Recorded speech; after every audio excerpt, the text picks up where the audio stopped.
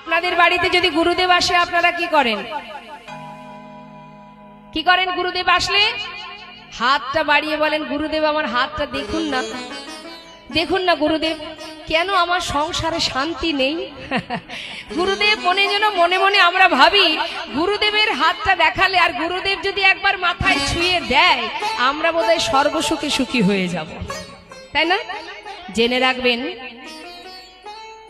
একটা কথা মাথায় রাখতে হবে, গুরুদেব গুরুচরণ স্মরণ করতে হয় কেন? যিনি কৃষ্ণ চরণে আরাধনা করেন, যিনি গোবিন্দ সেবা দেন, তুমি যদি তার শরণাপন্ন হও সেও তোমাকে সেই পথ দেখাবে, এই পথে চলো, এটা গুরুদেবের কাজ। তোমাকে সঠিক পথ দেখানো, এটা গুরুদেবের কাজ। তাই মাগো, গুরুদেব যখনই ঘরে আসে আমরা আমাদের দুঃখ কষ্ট যন্ত্রণা বেদনা গুরুদেবকে জানাই।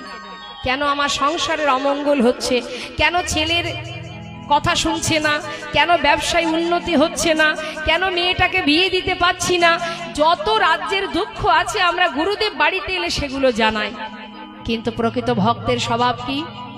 আজ পদ্মাবতী বললেন, সন্ন্যাসী বাবা আমার গৃহে যখন চরণধুলি রেখেছ, তোমার মুখে দুটো কৃষ্ণ কথা শ্রবণ করে আজকে রাত্রিটা আমরা পার করতে চাই।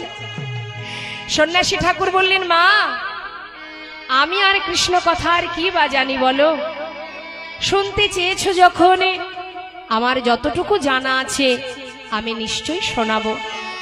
সারা রাত সন্তানকে কোলে করে নিয়ে হারাই পণ্ডিত পদ্মাবতী সন্ন্যাসীর সম্মুখে বসে কৃষ্ণ কথায় রজনী অতিবাহিত করছেন। কৃষ্ণ কথা শ্রবণ করতে করতে নিশি প্রভাত হচ্ছে। মা কেশব মাধব আহা হে গিরিধারী গোপীজন বল্লভ মুকুন্দ মুরারি কেশব মাধব হে গিরিধারী গোপীজন বল্লভ মুকুন্দ মুরারি। বলো বলো কেশব মাধব হে গিরিধারী গোপীজন বল্লভ মুকুন্দ মুরারি।